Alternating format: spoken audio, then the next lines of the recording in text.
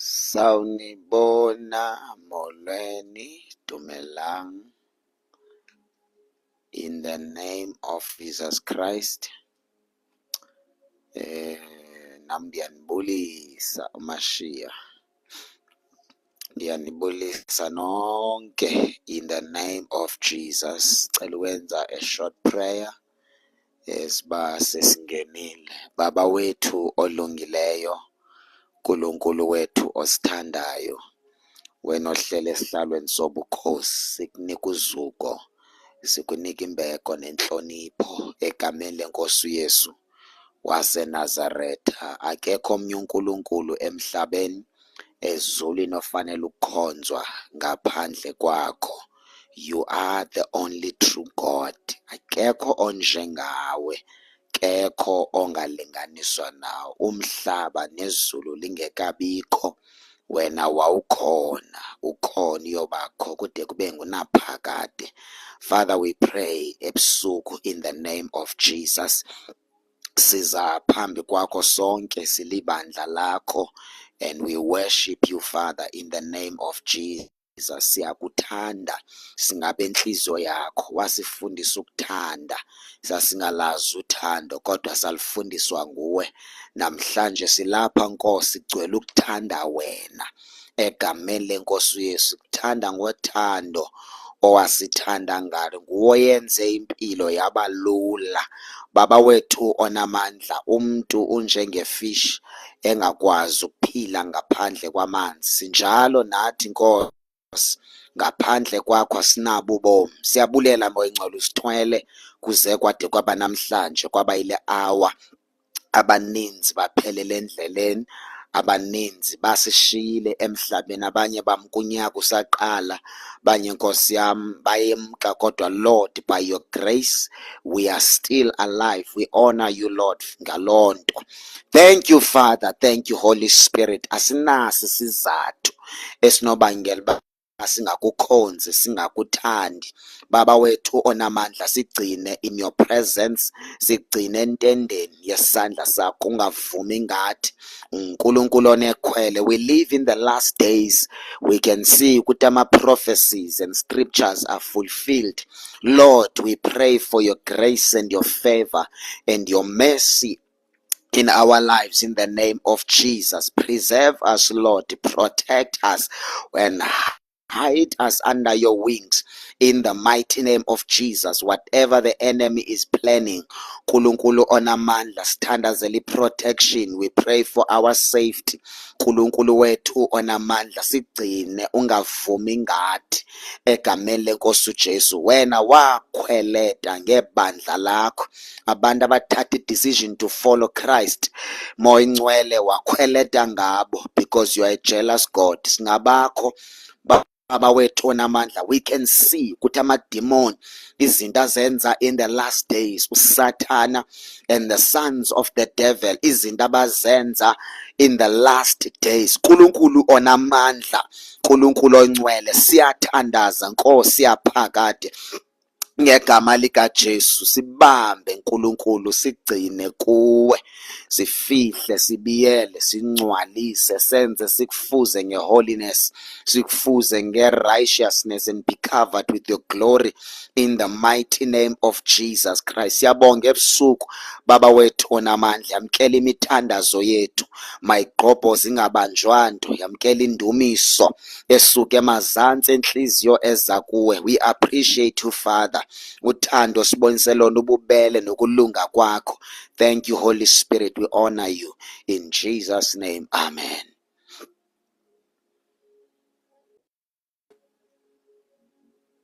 Thank you Jesus. Ndiyabulisa ke kwaba late, cela ke siyishare lives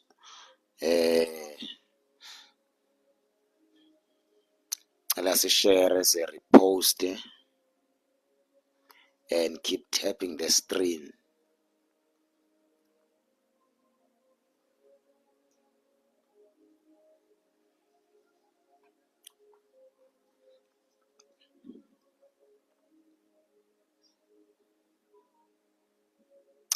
Thank you Jesus.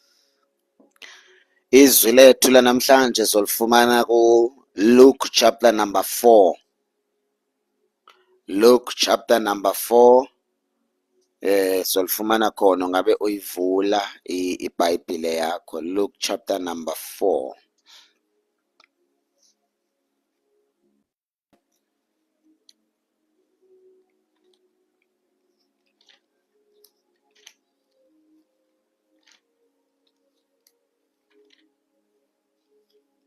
Phezulu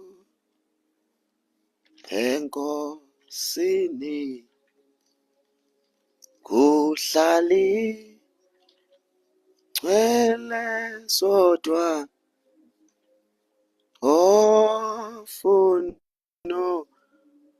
ofuna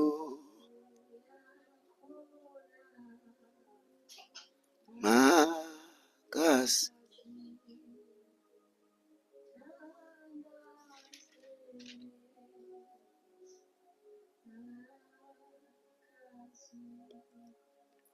Thanda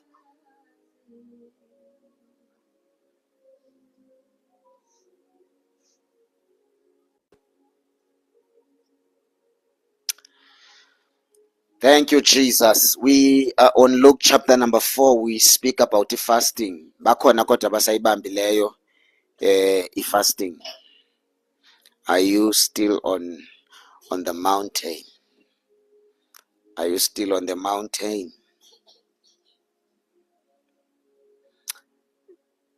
It's only few hours left. Only few hours. Only few hours. It's only few hours.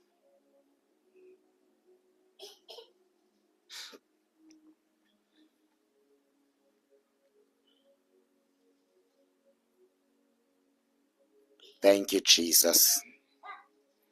Inhlungu nenhlupheko zaziwa kho. Inhlungu nenhlupheko zaziwa kho. Inhlungu nenhlupheko zaziwa kho. Inhlungu nenhlupheko zaziwa kho. Inhlungu nenhlupheko zaziwa kho. Inhlungu nenhlupheko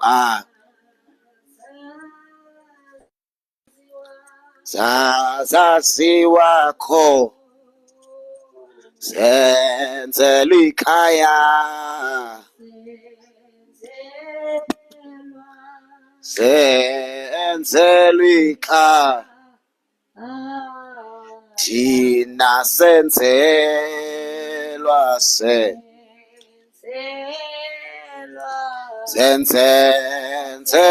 ikhaya, thina senzelwa senzelwa ikhaya, thina senzelwa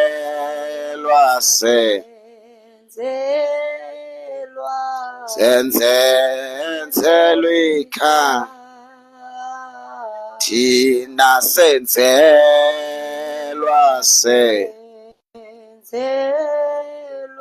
senzelwe ikhaya, thina senzelwa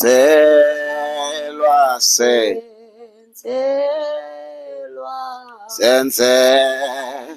ikhaya. Hallelujah. Kawubulisa umakhelwane. Kawubulisa umakhelwane lapha ecaleni kwakho. Uthi sawubona makhelwane, sesikhona enkonzweni. Siyabingelela, siyabulisa in the name of Jesus Christ. Let us go to Luke chapter number 4. We're going to read verse number 14. Verse number 14 ufundeka kanje. Udwasinayo kwa. Ayibo, amen. Lale nto ndithi kawubulisa umakhelwane ngona ngiqala usindiswa. I think nana 3 days ngisinziwe. Ngokuthi umfundisi owayeme ngaphambili uthi bulisa umakhelwane, hayi nami ndimbulisi ngitsho enkonzweni. Uthi mbambe ngesandla, hayi ndimbambe ngesandla.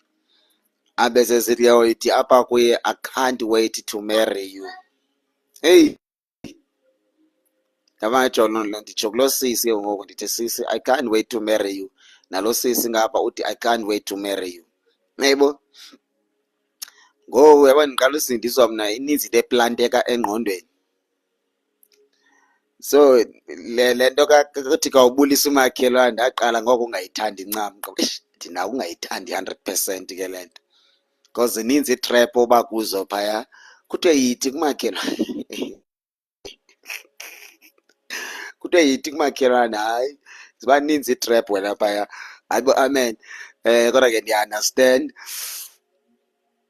Ndicela ke sihambe siye kuLuke chapter number 4. Let us read verse number 14. Sisafundisa ngepower. Wena ohlutshwa inetwork ziyatholakala on YouTube zonke messages. Let us read verse number 14. Then Jesus returned to Galilee, filled with the Holy Spirit power. Reports about him spread quickly through the whole region. Let us read again. Verse number 14. Then Jesus returned to Galilee, filled with the Holy Spirit power.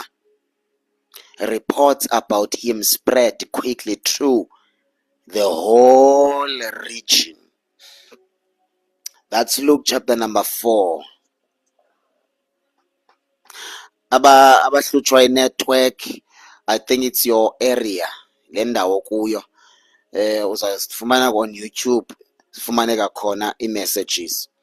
Bazalwane, we are on the mountain. We are on the mountain. We are praying. We are seeking the face of God. And we pray to encounter him. We pray to encounter him. It is possible ukubonana naye. I'm happy enhlizweni yami ukuthi already abantu abaninzi kule revival banama testimonies amaninzi. Abantu bane testimony nakule fasting esikuyo, abantu bayatestify. So siyambonga uNkulunkulu, especially when it comes to deliverance. Umoya Ngcwele yabanceda abantu healing nakwi deliverance kule fasting nakwizinto abantu ebezibabambile. So siyambonga Umoya Ngcwele kakhulu, which means kuyenzeka. Yebo, nakomnye sithi I'm seeing changes already. Thank you Holy Spirit. Siyambonga Umoya Ngcwele kakhulu. Bazalwane, benisithi ke namhlanje zikhona into endizothetha ngazo about i-fasting. Benifuna uvelela kuqala into ethi ama-wrong reasons ongena ngawo ma usenza i-fasting. Don't do i-fasting for wrong reasons. Do not do i-fasting for wrong reasons. Ndicela ushare i-advice in the name of Jesus. Number 1, xa ungena i-fasting, before uyingene i-fasting, it's important ukuhlala nawe phansi nomoya oyingcwele and be honest to yourself and to the Holy Spirit. Uthi moya ingcwele, I have anger issues. Moya ingcwele ndinale problem nale before ndingene fasting, please help me. Cela undincede nakule fasting engizongena kuyo, ndicela ukuncedwa nguwe. Siyezwana ne? Ndike ndifowunelwe ngabantu abaninzi, omnye athi mfundisi, if ndingayingena ifasting lo mntu endijola naye izinto zethu zingahamba kakuhle na?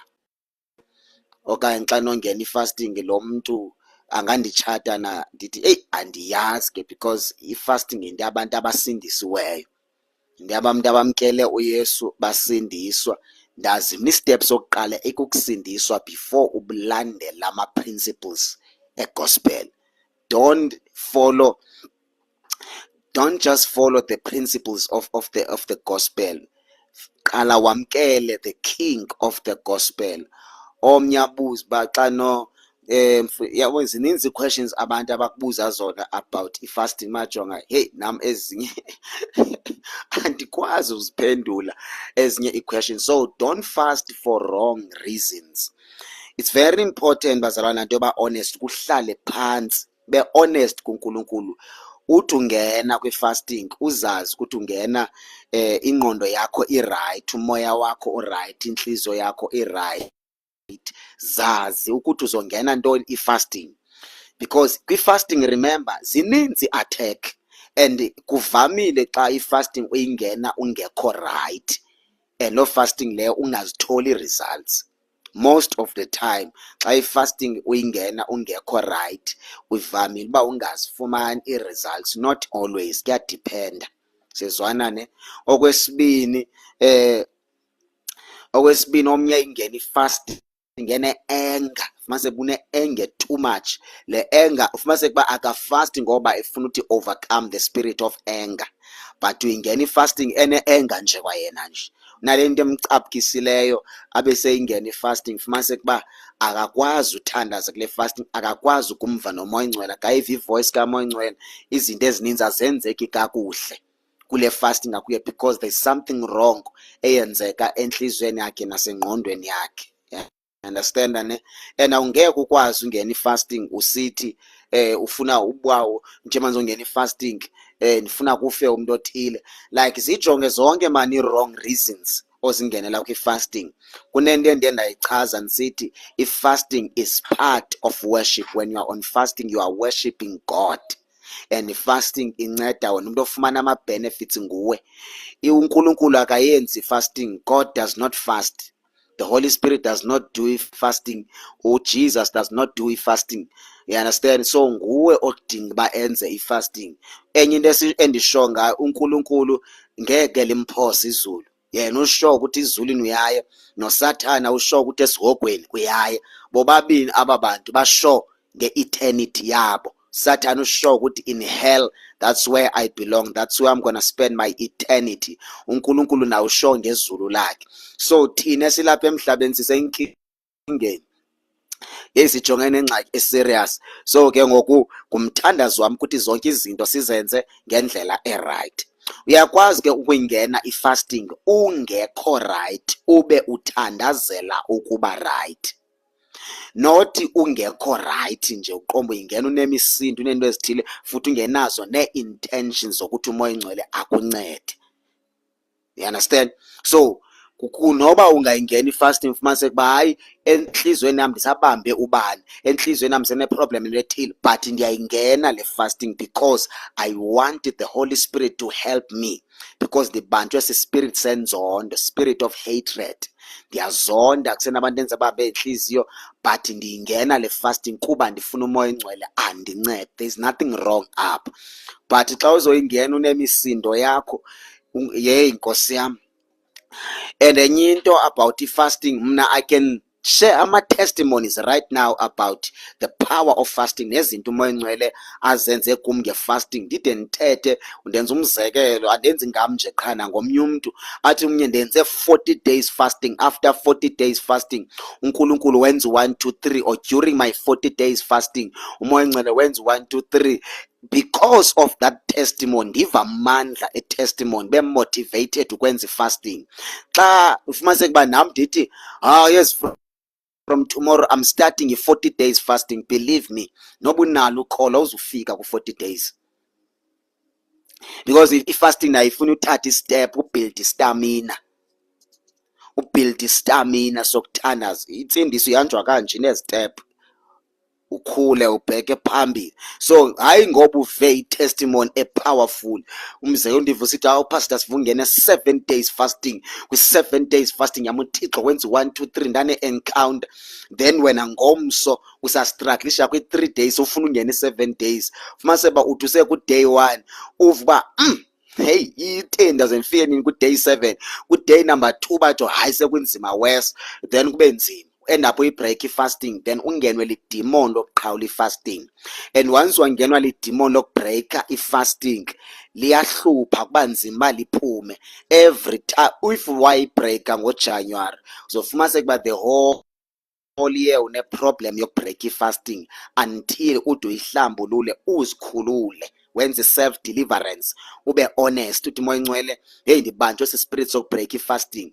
Ukuba uzawuthi xa likubambile la demon, funa ukubonisa xa likubambe la demon, xa likusele kubambe la demon, if uzokwenza i-3 days fasting wayibreaka ku-day 3 maybe apha ekuseni ngo-10 before kushaye u-7 walate, ngale mini buzoyibreaka ngayo ela demon lizokuyeka. Xa uphinde ungena i-fasting usithi hayi lizawuphinde kwalona liku-encourage lithi qalenye ngomso because uhlulakele kule. Xa uyiqala loo fasting still uphinde uhluleke ku-day 2, which means izobiwa i-fasting mimoya ebomini bakho. Khawukuhlale phantsi nawe uthi uSathane uyandibetha apha i-fasting uyintshontshile, so ndizawuthi take one step at the time ndinyukele phi phezulu, okanye uyingene i-fasting nabantu abastrong obabona ukuthi ba-faithful when it comes to fasting, bayenza until bade bayigqibe. USathane akamfuni umzalwane owenza i-fasting, uSathane uyamzonda umzalwane owenza i-fasting.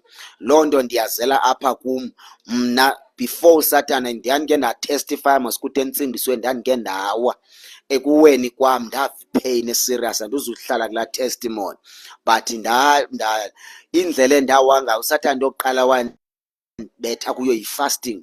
Kwafuma okay ndarelocate from Cape Town to Johannesburg, mandifike eJoburg wafumaniseka uba ndastrugglisha ufumana ibandla elifana nelibandla endisuka kulo elithandaza ngolwaa hlobo uba umoya ongcwele uyavulelwa asebenze ngendlela afuna ngayo, kuyafastwa kuyathandazwa niyatitshwa. Masiba andikwazi ulithola ibandla enjalo ndiyastrugglisha ufumana ibandla elinjalo. Fumaniseka uba ixesha eninzi ndiyamotiveyitha ndiba ngatshintshi inkonzo ndiye kule batsho ndidinoza ii-motivations, ndifuna into ezawundibhilda njengomzalwane, yayibo. So ndapha ndistrugglisha kwi-fasting, ndafumaniseka uba andisakwazi ufasta ngoku ndiyastrugglisha kwi-fasting, andisakwazi uthandaza, andisakwazi ufunda iBhayibhile. Zonke izinto ezizi-basics of salvation uSathane wazithatha, of fear of God, obedience, of faithfulness, zonke wazithatha. After ezithathile wathatha prayer, thatha fasting, everything. After ethathe yonke into uSathane ndashiyeka ndingumntu ongumzalwane o-empty.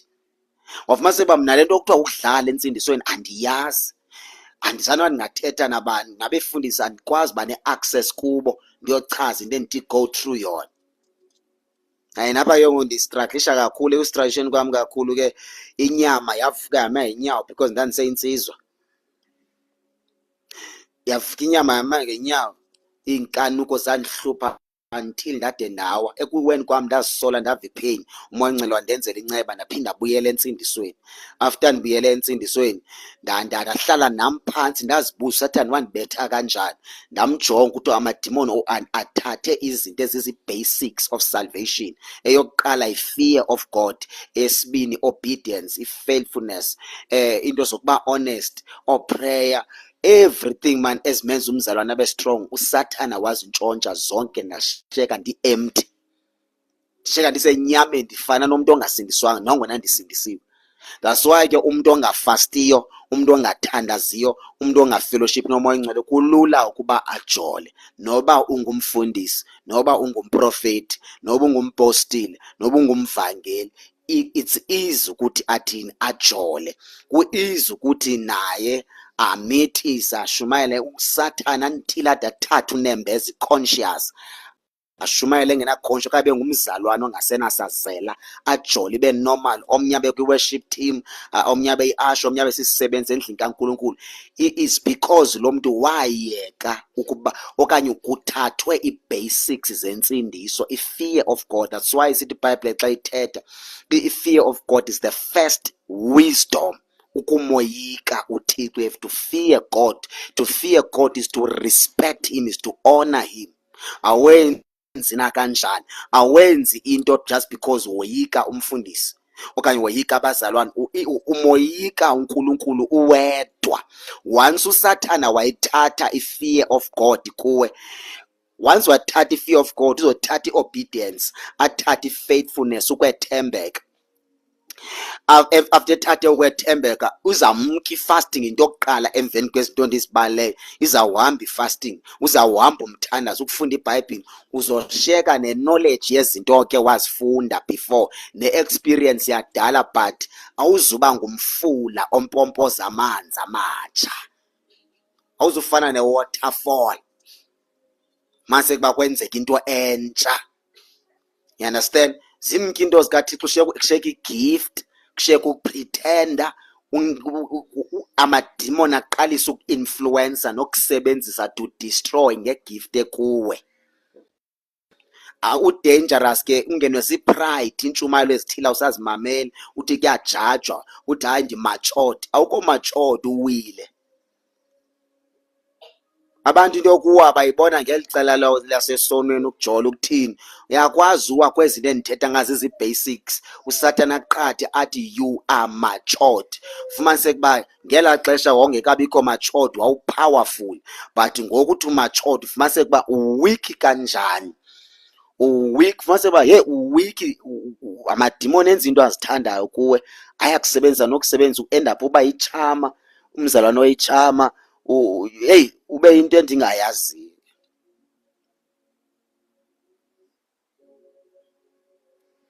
Ube wrong, uncwase nalapha enkonzweni, ujole kuthiwe hayi wethu as long uze enkonzweni ku-right, there is nothing wrong, qhubeka usize enkonzweni, kodwa uwile.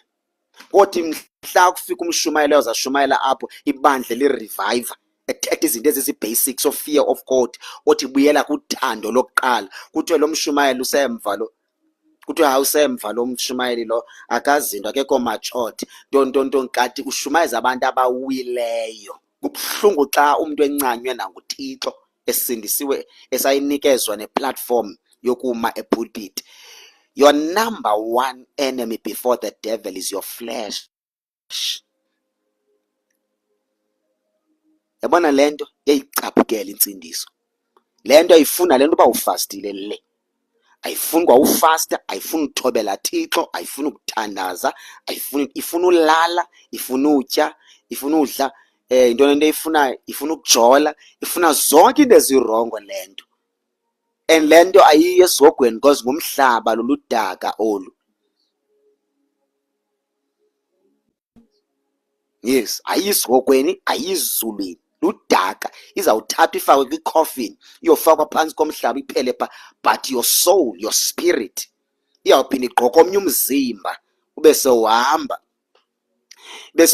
uyotshona ezogweni okanye phi ezulwini. So le nto ayikufuni ukusindiswa. That's why siyiqoba sometimes nge-fasting nangokuthandaza nokuzikhipha busy. Uwesibungumntu omtsha okanye uyi-teenager, awukho busy, usindisiwe, awuyenzi fasting, awenzi imithandazo, you don't fellowship nabazalwane, you don't evangelize, uzomosha. The devil is gonna influence you, akusebenzise nasebandleni. Fumaniseke uba umntu uvuswe, uba bona abantu fumaniseke uba bavuswe nguSathane. Njengoba uNkulunkulu evusa bakhe, nawo umntu avuswe nguSathane to destroy in the church. Umsebenzi wakhe bonke abafika uyabatshama, ulala nabo, uyabajola nabo, njalo njalo. Nakulaa department yo-keyboard player kunenye i-chaos ekhona phaa, nakulaa department ye-worshippers, even nakubefundisi, kuyo yonke indawo nje kuyi-chaos in the body of Christ.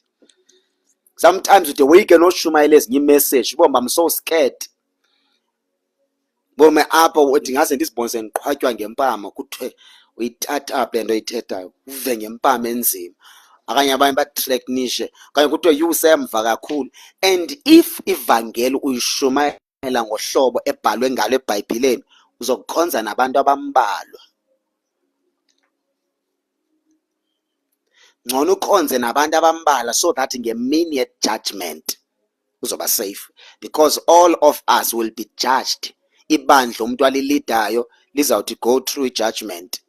Insindiso yomzalwane ngamnye ithi iBhayibhile, when you read in the book of Corinthians, kuthiwa umuntu uzawudlula emlilweni nomsebenzi wakhe. Yava? So insindiso yakho will be tested. All of us will go through judgment. All of us, akekho ozosinda. Bonke abangasindiswanga already, they are already judged. Ithi iBhayibhile in the book of Peter, the judgment of God will start in the house of God. Kuthiwe musani nonke ufuna uba ngabefundisi, because those who lead, those who teach will be judged strictly. Bazogwetywa ngqongqo. I-judgment ephezu komfundisi serious kakhulu. Every message that you teach kwi-pulpit noba yeyiphi, whether on TikTok, whether on Facebook, on WhatsApp status, whether i-VN, whether yini, every message that you teach or deliver e-pulpit iyathathwa ifakwe kwifayile yasezulwini. Ba waqala ushumayela ngo-2006, ifayile yakho ngo-2006 yavalwa yasilishwa bekwezulwini. Ilindi mini judgment 2007, 2008, 2009, 2010, 2011 until 2026. Nge-31 kaDisemba ngo-12 ebusuku uyavalwa u-2026 nefayile yobomi bakho isongo ibekwe pha kwilindi mini judgment. Umuntu nomuntu uzowuphatha umsebenzi wakhe. Omnye ngoba ngasawulahla, omnye bebhize mithi sebandleni destroy ibandla. So that's why sisenza i-fasting, sisenza imithandazo, sisifellowship, sivuselelana, sifuna uyiphatha kakuhle ivangeli kaKristu ukuze side sihambe siyongena phi ezulwini. Most yabantu ke idla ngothi ke mna ke, it is not my vision uphila ixesha elide emhlabeni. It's not part of my vision. I'm being honest to myself and to God. I don't want to live long in this world because it's getting worse.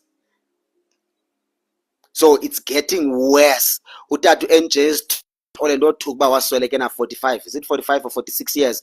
Ngokwe age. I was so shocked by you wamke mncinci. Kodwa xa njonga into i-South Africa indlela eyiyo ndithi utsho ukuthi uNkulunkulu wayemsindisa, because i-generation yethu there's a lot of compromise. Abanye abantu ndiye ndithi sometimes ndidebeyitana, umuntu efuna udebeyitha kwizinto bangajonga uba lo mntu wayendibuza le question okanye ngumfundisi okanye ngumshumayeli bomba ufuna sidebeyithe ngento, ndimbuze what kind of fasting oyenzayo. Athi omnye I'm doing Daniel's fasting, I'm eating veg and don't fruit and what. Did it make sense why ungakwazi uzi-understand ezinye izinto ezi-deep? Because i-dry fasting ithatha ikuse kwizinto ezi-deep, yambula izinto ezi-deep, because iqale yenza i-deliverance kuwe. Yes, babe nifundisa izolo uqala ngawo umoya ongcwele enza i-deliverance nge-fasting. After u-delivered kulapha kwazi ukwambulela neento zasezulwini. Kuphela nalama uphuphu lalwa zizilwane, uphuphu sidla, uphuphu imimoya emibi, uphuphu leqwa zizinja nazinyoka. Onke lamaphuphu wrong, uphuphu semanzini amdaka, uphuphu ungazazi noba amaphuphu adala i-confusion. Ayaphela lo maphuphu, uqalisa ukuthola izinto zasezulwini, because ukume kakuhle kwi-holiness. I-holiness yamanyani lefundiswa eBhayibhileni, not le yami mase kuba I have my own revelation about holiness. I-gospel i-one, there's only one gospel. Asikho two, asikho three, there's only one gospel ifundisiwe eBhayibhileni in the New Testament. Ezinye gospels yi-false if ayifana le yaphi elapha kwi lo uthi ufuna uhamba xa na 90 years. Hayi into enhle naleyo, asifani. Asifani. Amen. Into enhle lo abanye bafuna uhamba bena 100 and something. Mna andifuna uxoxa. Once ngawenza umsebenzi ndawugqiba, I want to leave. Masiyekele indaba yami. So ndizama uvesi kwethi ngoku, if awu fast uzoba nezimbo. Ntoni izimbo? Uzokwenza into ezirongo. Hey, zininzi into ezirongo. Uzojola nee-teenagers, uzothi noba uncwaswa intombazana kube easy into yokubana ubambeke kwitrap, noba uncwaswa ngabafana ube kwitrap, ungalali ebusuku ucabanga ngobrother bani ngosister bani, instead of meditating scriptures, instead of reading scriptures, ufellowship nomoya oyingcwele, spending time with the Holy Spirit, uba ngajonga yeyi nanku umzalwane yemka. Kanti the more ukwi-fasting ufellowship nomoya oyingcwele ucinga ngeento zasezulwini.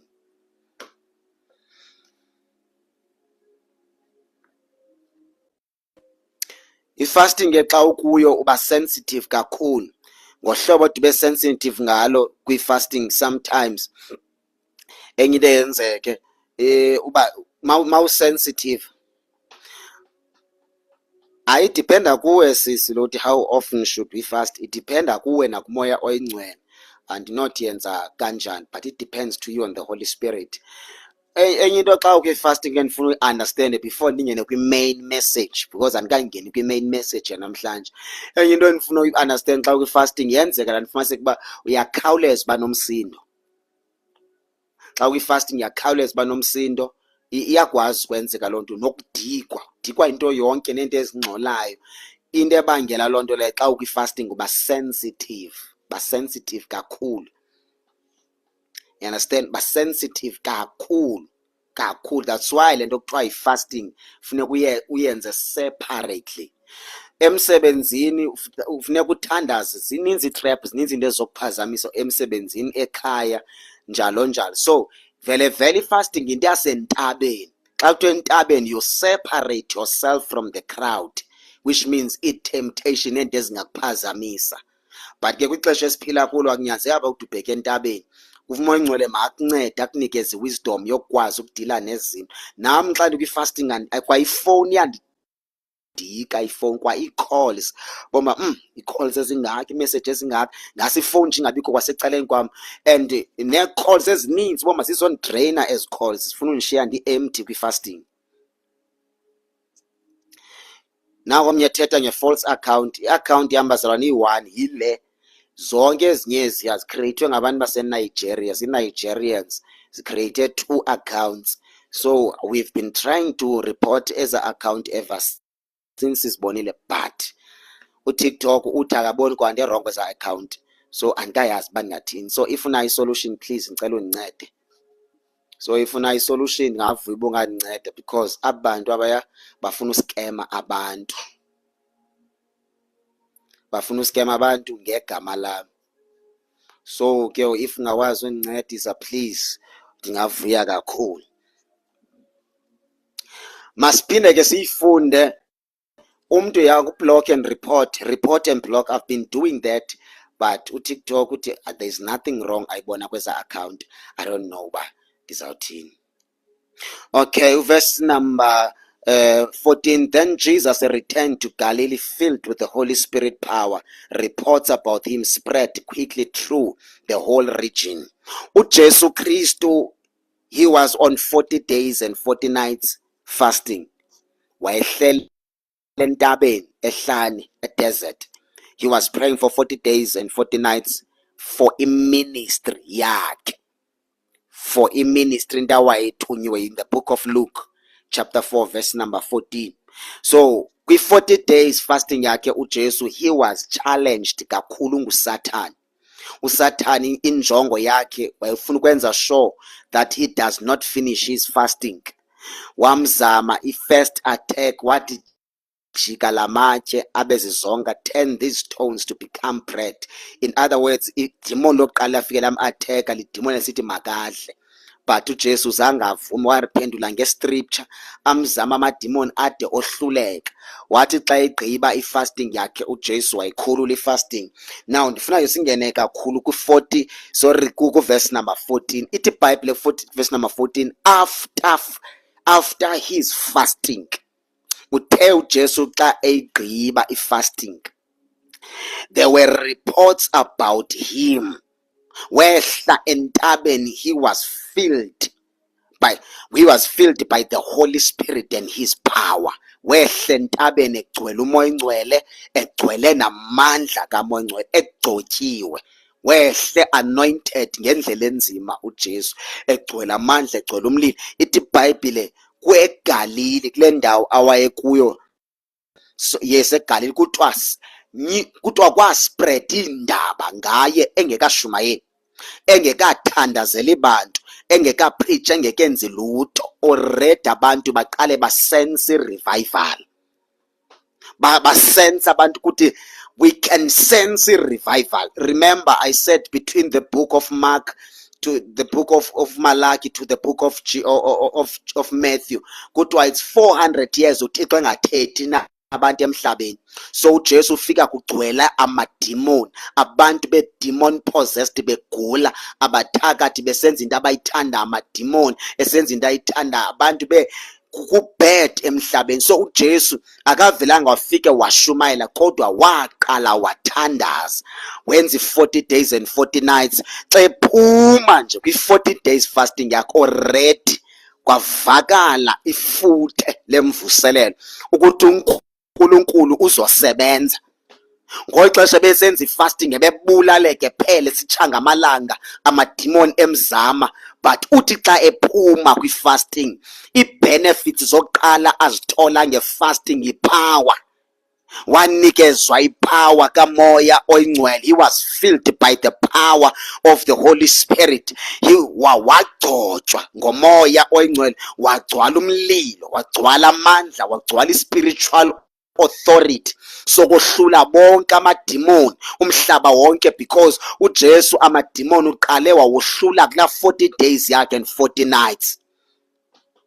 Ngexesha kwi-fasting uSathane amzamayo wawohlula onke amademon, ohluleka. Njengoba nawe namhlanje kwi-fasting kunamademon akuzamayo, kufuneka uwoyise onke la mademon kule 3 days, kule 2 days and a half ukuyo. Lo kuhlobo lamademon akuzama kule fasting, you must overcome.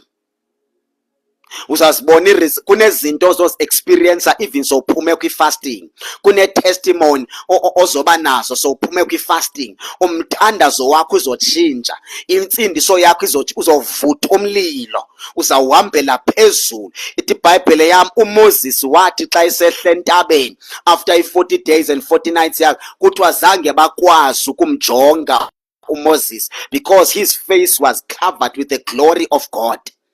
Ibandla lakwa-Israyeli lakhala abazalwane bathi Moses siyahlulakala ukubona kuthi uMoses waspenda 40 days and 40 nights with God without water and food. He was on fasting. Wathi mayesehla wayebonakala ngathi unguThixo engumntu, bohluleka ukumjo. Uba njalo umuntu ozila ukudla, umuntu ofellowshipa nomoya ingcwele, you will be filled by the Holy Spirit and power. You will be covered inkazimulo kaNkulunkulu. Amademoni azokujonga streame, abathakathi bazokujonga bakhali, abanye batshintsha indlela, abanye they will pack their bags bahambe. Omnye ungambone resign emsebenzini, omnye ungambone engasakufuni kwanto edibanisa nawo, kanti awazi ukuthi kune transformation eyenzeke ngexesha kwi-fasting. Because ifasting umuntu imsondeza kuNkulunkulu, imgcwalisa ngamandla, imgcwalisa ngomlilo, imgcwalisa ngento zikaNkulunkulu. Zi-benefits ze-fasting. Uzawuthi noba unikeza ichance enkonzweni kuthiwe khawuvala inkonzo, uthi mawuthandaza abantu bava umlilo, abantu beva amandla. Noba udanga wenza umsebenzi omkhulu, noba kuthiwe kambe uyokwenza ama-announcement enkonzweni, ongomuntu ofana usetyenziswe bathiwa yenza i-announcement, uthi ma wenza i-announcement uthi ndiyabulisa kumoya ingcwele, bulisa nebandla in the name of Jesus, bene-vibration evakalayo emvuselelo, ngoba ubingelela yenziwa into lo, the power of the Holy Spirit egenerate yi-fasting. Mawungumzalwane, it's a must ukuzila ukudla, njengobana wawayeka amasiko akho wenu. Ngoku isiko lakho i-fasting. I-fasting is part of amasiko alapha entsindisweni. Umthandazo, it's part of amasiko alapha entsindisweni kwivangeli. Then Jesus returned to Galilee filled with the Holy Spirit. egcwaliswe umoya oyingcwele. That's why nsithi xa ukwi-fasting, read your Bible, spend time studying your Bible and pray, so that uthi xa uphuma kwi-fasting uphuma ugcwele.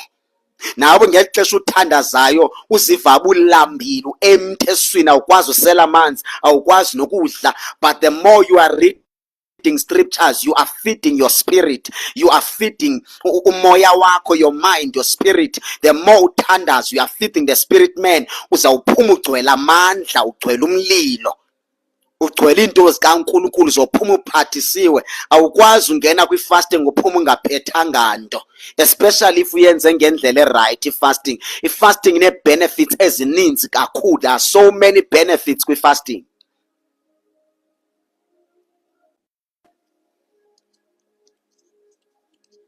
uJesu xa eqala ukuma epulpit, bamnikeza ipulpit, uthi jonga, uthi eqala nje uthetha uJesu kwipulpit, uthi the Spirit of the Lord is upon me, for he has anointed me to bring the good news to the poor. He has sent me to proclaim that the captives will be released, that the blind will see, that the oppressed will be set free, and that the time of the Lord's favor has come. He rolled up the scroll, handed it back to the attendant, and sat down. And all eyes in the synagogue looked at him intently. Yabona xa ume ngaphambili njengomuntu othandaza uzila ukudla ofunda iBhayibhile, uthi xa uma ngaphambili enkonzweni kuvele kuthi cwaka, kuthule nabantwana, vele bene-order ngoba kume wena. Le order yenziwa ngumuntu ogcwele ngaphakathi kumoya oyingcwele namandla wakhe, vele bene-order enkonzweni. Kunqabe no-amen xa ushumayela, uthi xa usithi ndiyabulisa egameni lenkosi uJesu, ukubulisa kwakho kunentambiso, kunokugcobo, kune-anointing. Igama ngalinye that comes out of your mind, your mouth is covered with the anointing of the Holy Spirit. Every word that comes out of your mouth is like a nuclear bomb. Liyonakalisa amadimoni. Uthi xa uqhubeka uthetha uthi ndibulisile in the name of Jesus, ubona umuntu onamadimoni estrima ekhala, ngoba ngexesha ume ngaphambili abasaboni wena, babona uChrist, because idemon libona spiritual. Ivoice yakho umoya oyingcwele ayigcobe, ungabi nevoice normal, but your voice is covered with the anointing of the Holy Spirit. Xa ungumshumayeli, you have to pray for your voice to be anointed. Xa uyi-worshiper, you have to pray for your voice to be anointed. You pray for your voice, Lord, anoint my voice. Thandaza ivoice yakho itshe iphele, kuvuke ivoice engatshiyo egcotyiwe.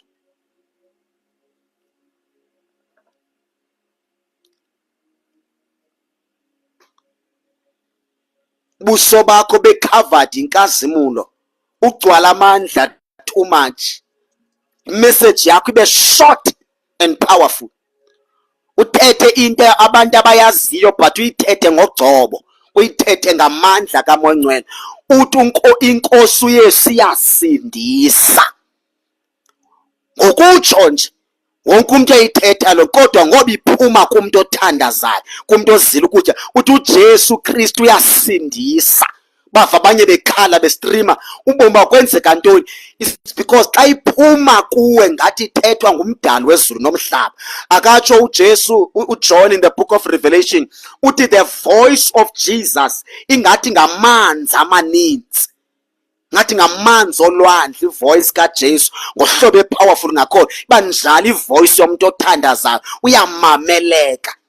Bangase ungamamela, uthi nobe eshumayela, nobe ethandaza, nobe ehlabe, ngasangayeki uthandaza, ngasangayeki ushumayela, ngasangayeki uthetha, nobe uncokola naye, nihleli nje nine-conversation. Bangajonga, hey, i-conversation yami nalo muntu igcotyiwe, inoThixo, inamandla. Xa ndikwi-presence yalo muntu ngathi I'm in the presence of God, because ngumuntu ohlala noNkulunkulu lo. Ah, my Jesus. Benefits is a fasting.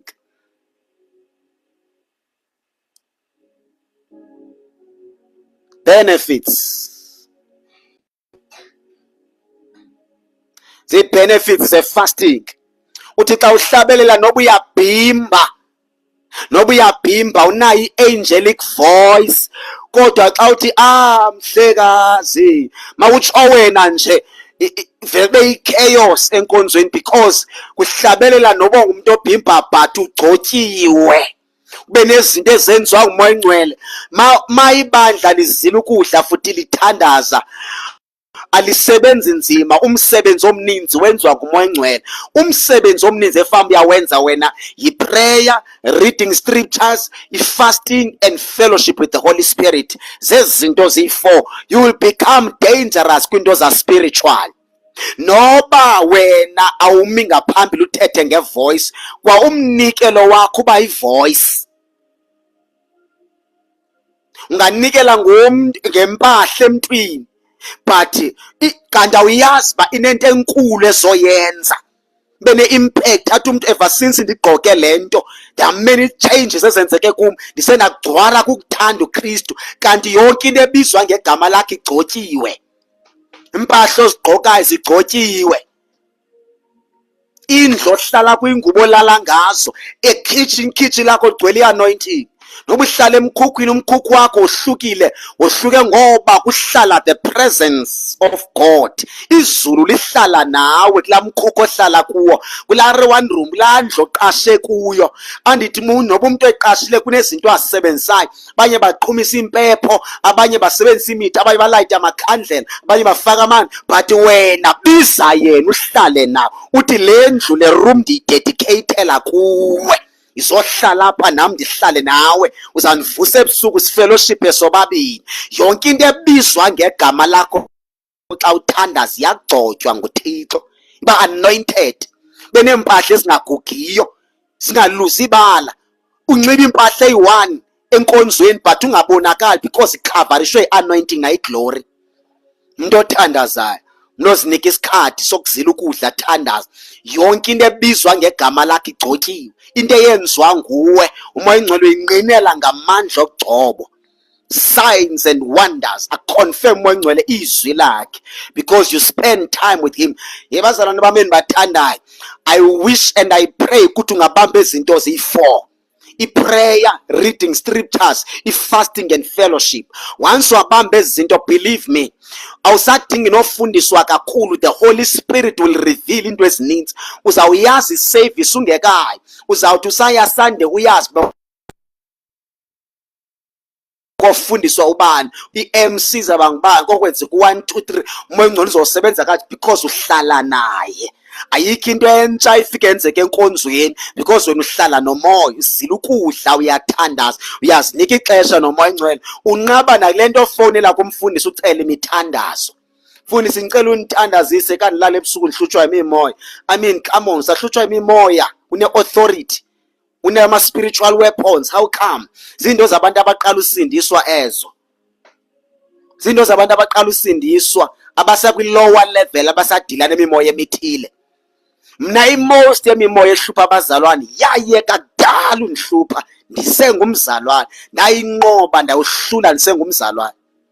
Zange ndithathe iminyaka but ndave ndasindiswa ndaba sure. Azange mna ndifuna usindiswa ndibe ndisheba kwivangeli, fumanise ukuba ndisindisiwe ngapha kodwa neento zezwe ndiyazifuna, ndavele ndafuna ukusindiswa straight. Ndathi if ndiyasindiswa mandibe serious, if andisindiswa mandingasindiswa, mandingazo-pretend enkonzweni, mandibambe ibe yi-1.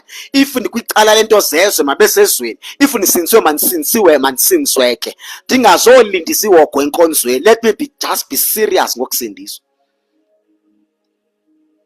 Nasentliziyweni yam ndiqala ukusindiswa, ndatsho ndathi Nkosi uYesu, mna ndifuna ukhonza ibandla elikhonza every day, umfundiso serious ngento yasezulwini, ozoba serious nokundifundisa ndibe yile nto ofuna ndibe yiyo. uNkulunkulu wayenza loo nto. Uphendula, ndisaqala nje usindiswa for uphendula lo mthandazo. Because mna zange ndacawa in my life, zange ndangena ecaweni. Andiyani noba kuthandaza kanjani, kukhonzwa kanjani, ndave ndasindiswa. Nomuntu owayendititsha insindiso wafika kumna ndingazi kwanto, lena ekuthiwa mayenziwe ndiyayenza. Uba kuthiwa kuyathandaza ndiyathandaza, uba kuthi umuntu osindiswa into ethile akayenzi, hayi andiyenzi. Ba uthi umuntu osindiswe akahambe esiklabhini, awungibone esiklabhini. If uthi umuntu osindiswe ndavele nje ndaba njalo. Yebo.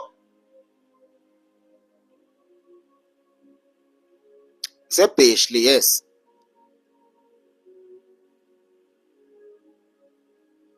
Le nto usindiswa uyajola ngapha. Sindiswe uyahleba ngapha. Sindiswe uhlabela amadlozi ngapha. Sindiswe uhamba iclub ngapha. Sindiswe hey andiyazi. Usomhlaba, cela nibhale inamba yami Usomhlaba naku uthi ufuna izenkonzweni ngomso. Cela nimnike inamba yami. Hayi. Mina andiyazi kwala lokuthiwa ukudlala insindiso lo mfundo ukuthiwa umuntu hayi ndisadlala. Andiyazi noba yenziwa njani. Andisiboni ngathi ndingalunga kwa udlala kuthiwa ensindiswe ndiyadla. Andivele ngizibuze noba ndingaqala ngaphi. Mina angeni besalunga ndisho nasezweni. Noba ngathiwa ndibuyele ezweni ngafika ndibe confused. Ndingaxaka into yoba kwa intombazana uyimisa njani ngoku. Because andisazi noba intombazana xa imiswa ufuna ujola nabo uthetha kanjani. Andisazi noba yenziwa njani loo ngoba ivangeli yandiklina ingqondo yakhupha nememory yakhupha nezinto endandizazi engqondweni. Nento endandigudi kuzo ndisezweni yaziklina yazikhupha neengcambu zazo. Ndasisidalwa esitsha ekuthiwa umuntu xa ekuKristu sisidalwa esitsha. Ndingathi ndifike ezweni athi amantombazana hayibharu le ndiva seyithetha hayibharu akakwazi uthetha namantombazana akho good because ivangeli yandiklina yanditshintsha completely. Andazi noba wenza njani xa utshama abantu fune ndenze njani xa nditsha kanti before ndisindiswe ndandiyitshama kodwa ngoku andisakwazi utshama.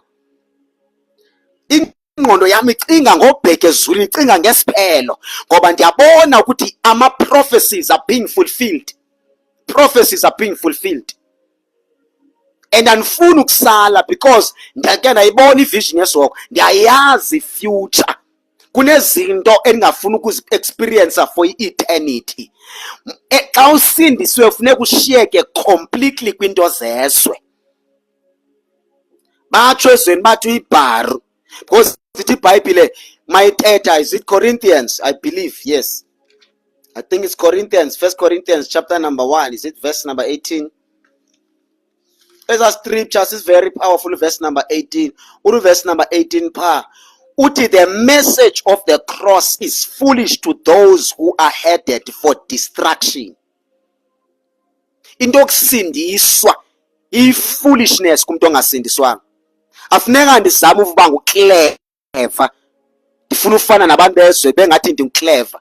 Umuntu wasezweni makayifunda apha kuma ukusindiswa.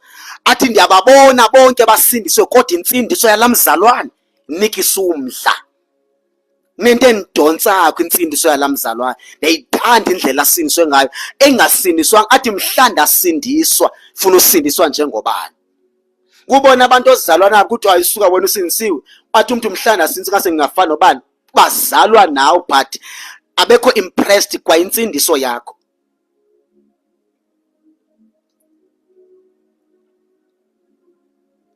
1 Corinthians chapter number 1 verse number 18. So into yokusindiswa yi-foolishness. Afuneka ndide ndizama ukuthi fit in kubantu bezwe. Neba ndithathe njengebharu kaNkulunkulu esindiswe ongenantloni ngoKristu because nisisidalwa esitsha. Kuthiwa njengobana iyi-foolishness kubo kodwa bona baya kwi-distraction. Ithi iBhayibhile they are already judged. Kuthiwa bafe noba bephila umuntu ongakholwa ufe noba ephila. God izothi mayidlula le verse le. But we who are being saved know it is the very power of God. Kuthi ngamandla insindiso. That's why umuntu esathakatheke esindisiwe is because akekho sure ukuthi insindiso makayiphile kanjani. Ufuna ukonelisa bezwe, afuna ukonelisa uNkulunkulu, hawu uyadlala. Insindiso iyakuseparate completely. Thina singabantu who are set apart for the kingdom of God. Singabonyulwa sakhethwa. After usindisiwe zalwa kabutsha ume kwi-position of holiness. Phila impilo eclean usindiswe uyithatha i-decision wena. Akekho umuntu ozokufoster message yokushumayela ukuthi sindiswa. Even Jesus will never force you ukuthi usinde. Wena ngokwakho you have to take a decision yokusindiswa serious. I-career iyadlula, imali iyadlula, i-mansion iyadlula, ama-vacation overseas or Dubai, no, United States of America, everywhere ziyadlula. Everything that will have, it will perish. There's only one thing that will never perish. It is the word of God. Ithi iBhayibheli xa ithetha umhlaba usezoshukunyiswa. There's only one thing engazushukumaliswi. In other words, those who are planted and grounded in the word will survive. Yabona uJudas wafuna ukonelisa abantu bezwe, walose salvation, walose eternity yakhe. Nalo mali wathenga wayinikwa ngexesha athengisa ngoJesu, akazange ayidle, wazisola.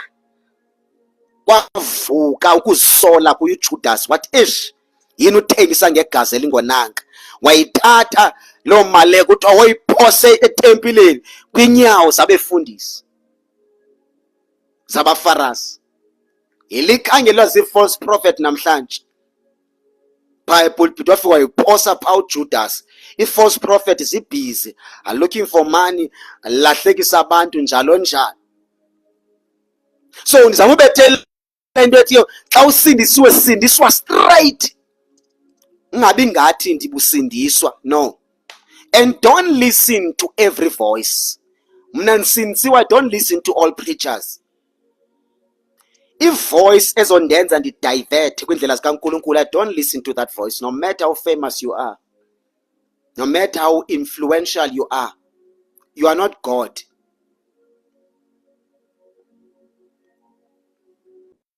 Very careful when it comes to voice oyimamelayo. Who's preaching to you kusaphi?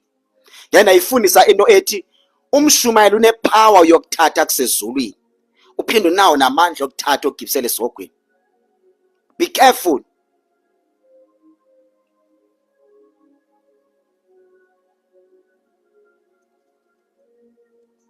So i-benefits ze-fasting zizo ezinye izichaza uyohluka uba ngumzalwane owahlukileyo. In your own community maninzi amabandla, but xa ungumzalwane othandazayo, ozila ukudla, ofunda iBhayibhile, nohlala nomoya engcwele, believe me, uyohluka phakathi kwabazalwane abaninzi banuba ngumzalwane owahlukileyo. In your community, even in your own church, but different. Bangumzalwane othandekayo, inspiring. Most yabantu abaqala usindiswa bathi xa bejonga bathi ingase ndingafana nalo. Yebo, sizovala ngoku, sizovala.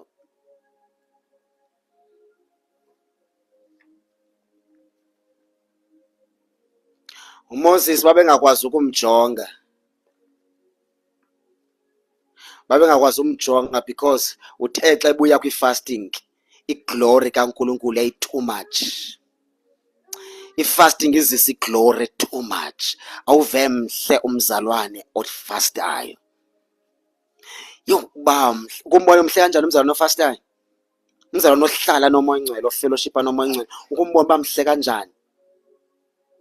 Bamhle man, ngase ungambuka. Omnye uthi kuvalwa kufastiwe lo bazalwane.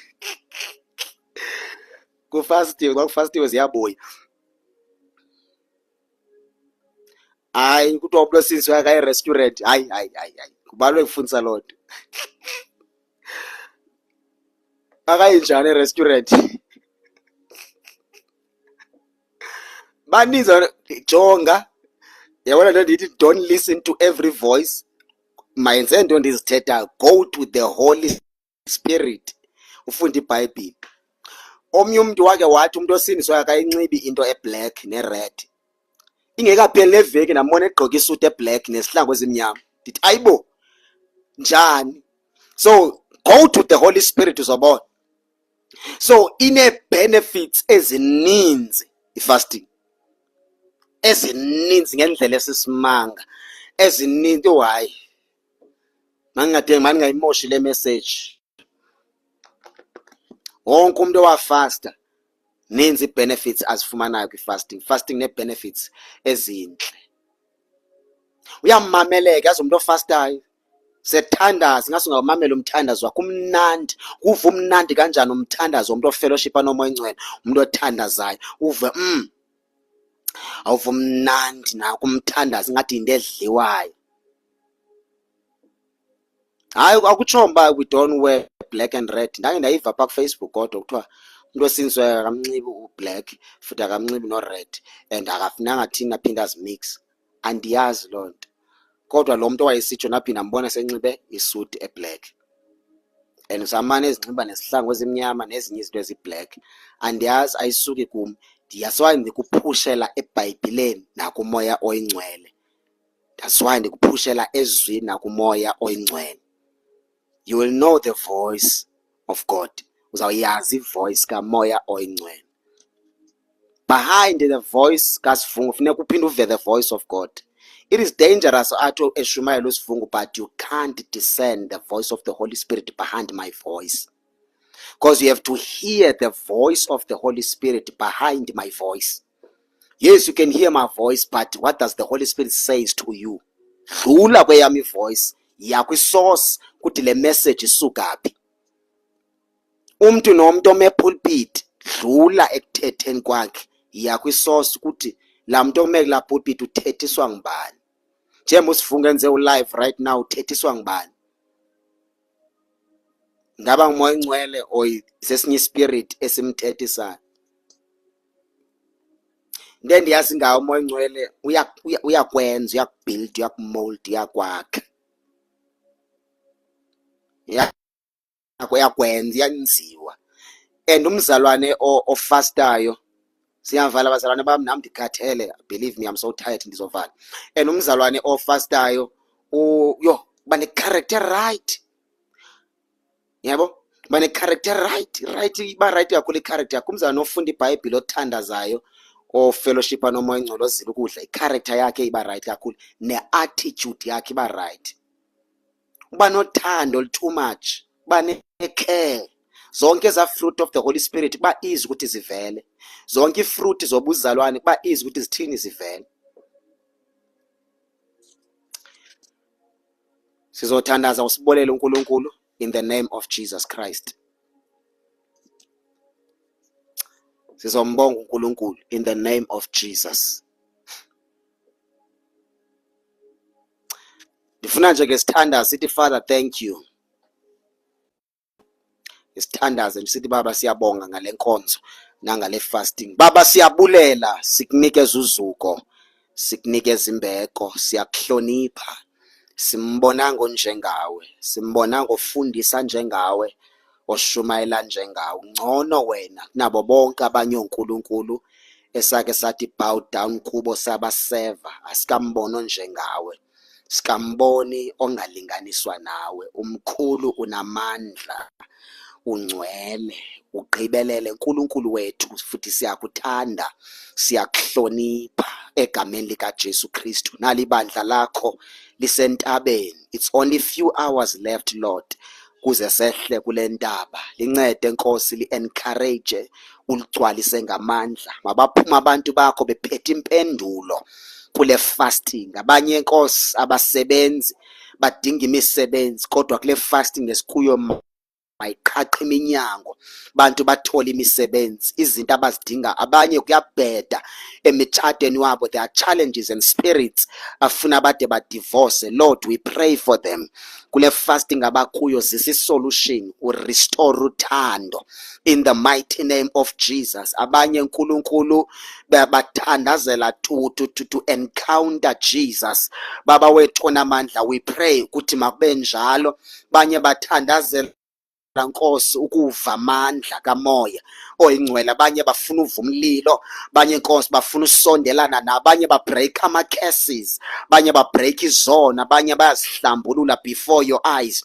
Baba wethu onamandla, ukuba wathandaza uDaniel wamva, moya oyingcwele ndiyakholwa ukuthi nathi siyaviwa. We are on the Mount Zion, we are praying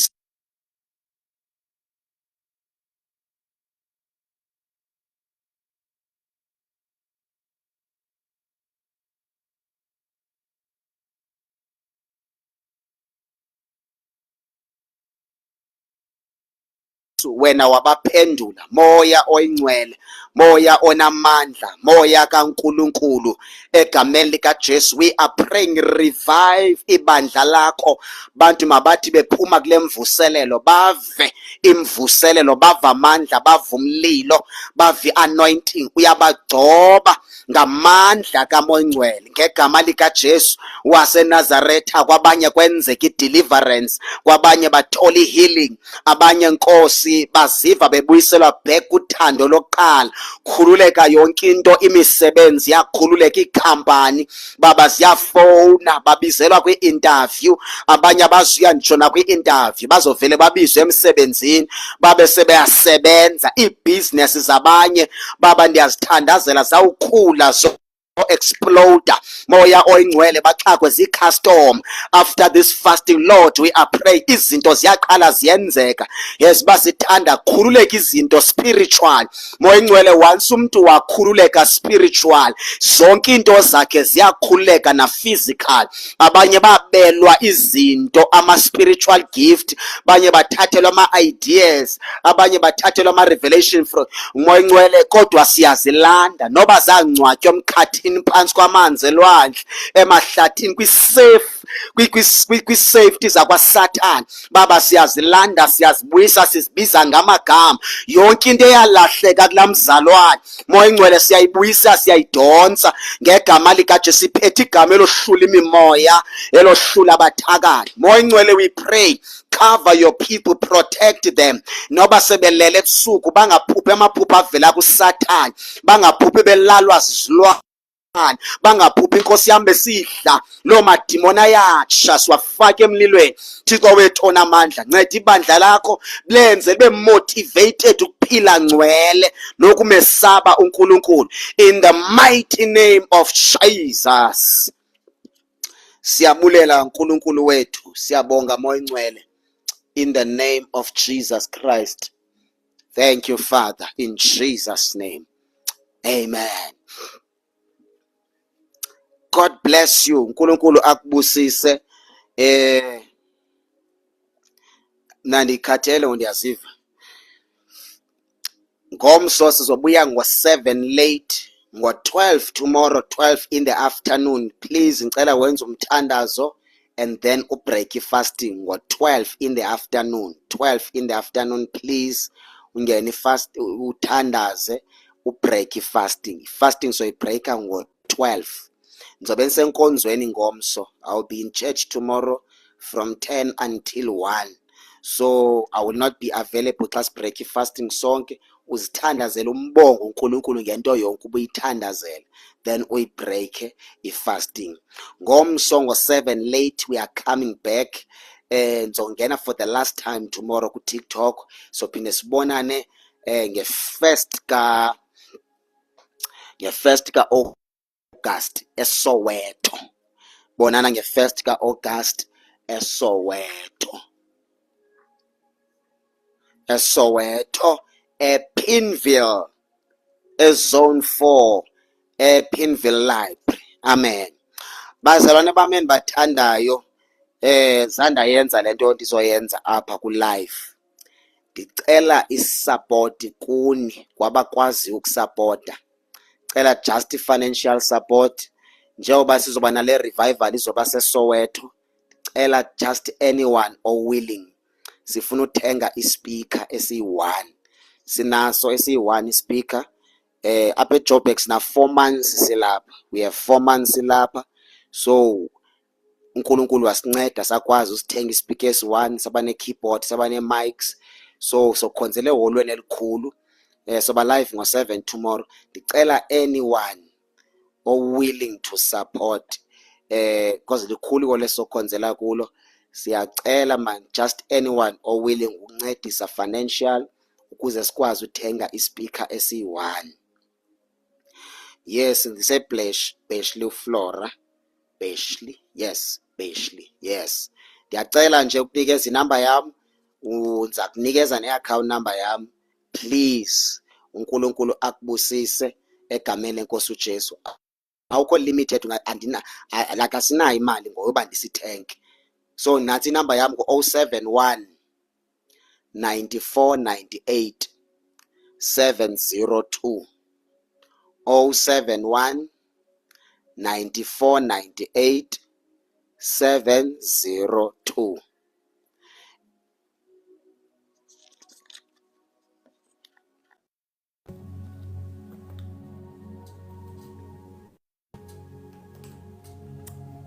So ndiyacela ke nansi inamba yami, sebenzisa uCapitec.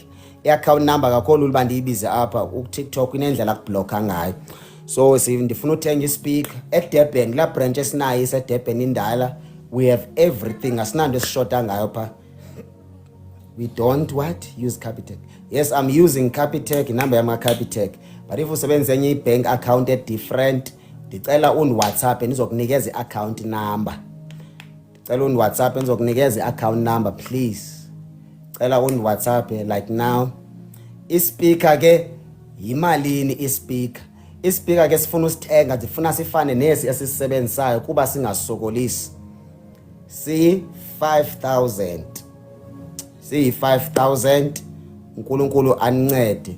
After sisithengile ndizawuforta isleep. After ndiforte isleep ndiforte nespeaker. Disibeke apha nisibone ithi nansi imali yenu endithenge ngayo ispeaker, nansi proof, nasi slip, nasi nespeaker. So nje umuntu owilling noba nibabini ngakwazi unikela, noba nibabini ngakwazi unikela, noba nibathathu. If we don't use Capitec to send, I don't think the number only works. Or that's why I'm saying take my number so that I will give you my account number. They say I once heard ukuthi xa ubhala uTikTok account wakho apha ngidina no, xa ubhala i-account number yakho apha uTikTok uba ne-problem now. So that's why ndikunikeza inamba yami so that ndizokunikeza i-account number so that I will give you account number. But if usebenzisa uCapitec ngayileya ngumthandazo wami lo bazalwane, sanda yenza into enjengale and nako ndiyenza ndisoyika, yayibo ndiyenza ndisoyika noba unganikela ngamalini.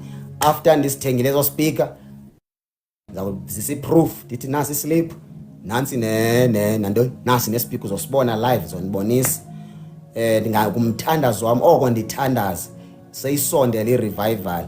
So yeah, siyabulela kakhulu ke bazalwane. I believe moya ingcolo izosinceda. Unganibhalela, I'm gonna give you account number. uNkulunkulu akubusise unikela. May the Lord bless you, akubless uNkulunkulu ngento zonke. And xa unikela zinikele usazi ukuthi uyasupporta. No cash send ungamthumela bese ungithumela ku WhatsApp so that ndizolanduka ndizoyazi. Imvuselelo next week eSoweto iqala ngo-10 inkonzo ekseni. Iqala ngo-10 inkonzo ekseni. Live wethu somqala ngo-11 xa kuzoshunyayelwa. Ngo-11 sobe sesiqala ukwenza live khona eSoweto next week. Tomorrow ndingena for the last time. Yonke iveki le ngizobe ndisemkhulekweni. I just need time with the Holy Spirit. So I will not be available quick calls nakwezinye izinto. If you are phone ifone yakuba kumama uSivungu because I just need time with the Holy Spirit. Andikwazi ubiza abantu ndiphinde ndingayi kuNkulunkulu. I-date nge-1 ka-August. 1 ka-August. 1 ka-August. Nge-1 ka-August. Yeah. I-post ne-address ikhona, nenza iphina ne. I will pin i-post layer in the name of Jesus Christ. Uzimasa ke khona lapha nankosi yami. Akhalisa akabhale. Ndiyacela manyani bazalwane bakamsisi nikele uNkulunkulu akuncede. Xolise mani ngonicela umnikele. Ninganifanisi nabanye abantu uthi hayi sengenwe ngila moya wento ezithile. No, it's not about umoya othile. Dinga just nje ukuthi ndithole support. Amen. Sisafika wena apha eGauteng. Sisafika wena kodwa unkoyincele slowly uyasinceda. Yabonga uNkulunkulu anisikelele kakhulu bazalwane bami endibathandayo. Yes. Nanku Lutz ebuze sithi eBoyzone or eTyfontein siyemvuselelweni nge-1. Invite bonke abantu abasecaleni kwakho uthathe.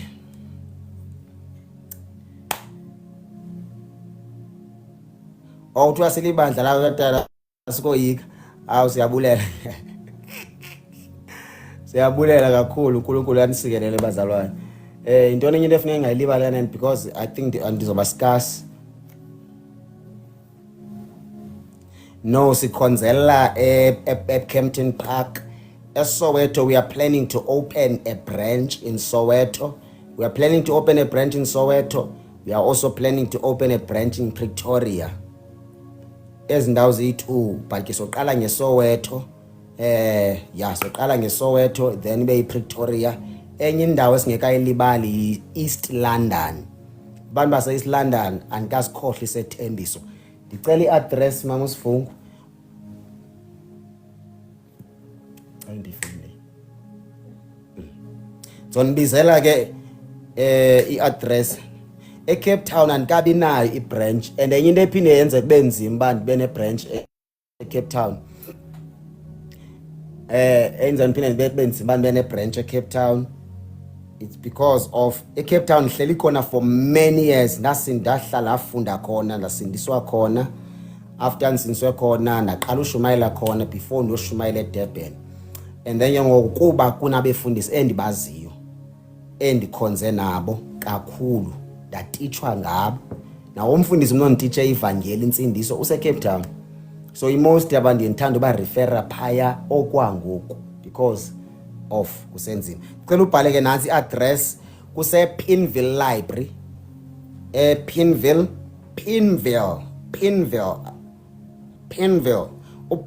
Nansi ke address ngicela uyibhala ke 11624. 11624 Mojaji Street. Umujaji ngu MODJAJI Street bengu Pinville. Ndicela uyive ndiyiphine man la nto ke khona. Sizawazela before kanjani la nto kusiyama.